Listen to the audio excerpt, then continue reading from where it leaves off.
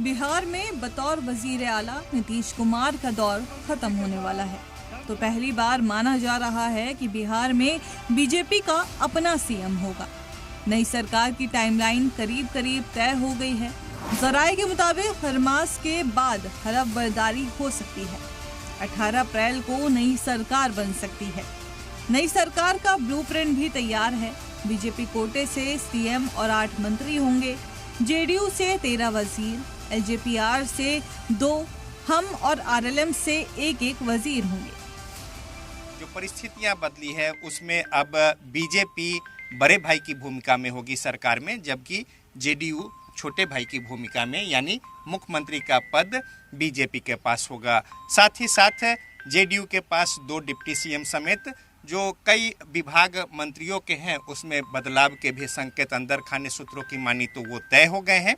साथ ही साथ संख्या के हिसाब से भी बीजेपी और जो जेडीयू के मंत्रियों की संख्या मौजूदा जो स्थिति है उसके रिवर्स में, यानी उलट के तौर पर वो संख्या सामने आएगी।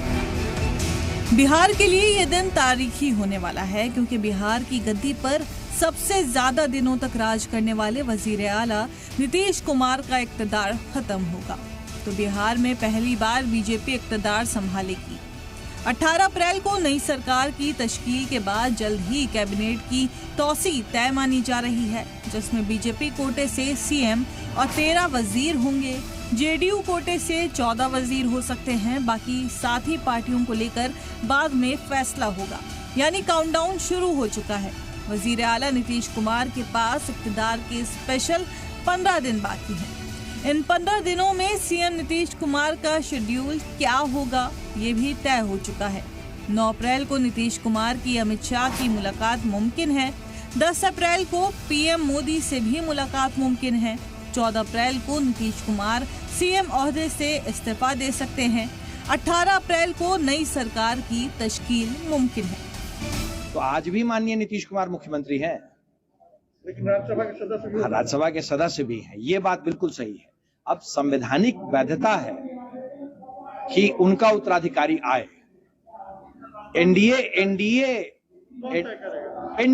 एनडीए का नेतृत्व और नीतीश कुमार जी का मत सबसे ज्यादा मायने रखने वाला है, क्योंकि हमारे एनडीए के बिहार में सबसे बड़े नेता नीतीश कुमार हैं। सीएम नीतीश कुमार अब नए रोल में नजर आने वाले हैं, लेकिन सीएम नीतीश कुमार की सिक्योरिटी Z+ ही रहेगी। सीएम ओहदे से इस्तीफा देने के बाद Z+ सिक्योरिटी में एसएसजी की जगह सीआरपीएफ कमांडो तैनात होंगे।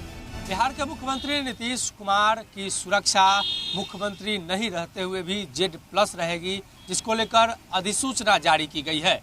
तो मुख्यमंत्री नीतीश कुमार की सुरक्षा उस दरमियान भी इसी तरीके की रहेगी। हालांकि अभी मुख्यमंत्री नीतीश कुमार को Z+ श्रेणी एवं ASL की सुरक्षा प्राप्त है। इसके साथ ही बिहार में विशेष सुरक्षा बल अधिनियम 2000 के अंतर्गत सुरक्षा मुख्यमंत्री नीतीश कुमार को मिली हुई है और 200 ट्रेंड कमांडो मुख्यमंत्री नीतीश कुमार के आसपास रहते हैं। साफ है कि बिहार के वजीर आला नीतीश कुमार के भले ही बिहार में पावर शिफ्टिंग कर रहे हों, लेकिन सीएम नीतीश कुमार की सिक्योरिटी से लेकर फैसलों तक में नीतीश कुमार की अनदेखी नहीं होने वाली है। मुख्यमंत्री नीतीश कुमार एक अभिभावक की भूमिका में होंगे, यानी सरकार के जो क्रियाकलाप समेत तमाम जो बातें हैं उनमें उनकी रायशुमारी और उनका जो एक प्रभाव है उसकी प्रमुखता होगी। अब ये देखना है कि जो नई सरकार होगी उनके सामने कई सारी चुनौतियां भी होंगी और उस चुनौतियों को कैसे पार पाती है नई सरकार। कैमरामैन अजय के साथ रजनीश, दी मीडिया, पटना।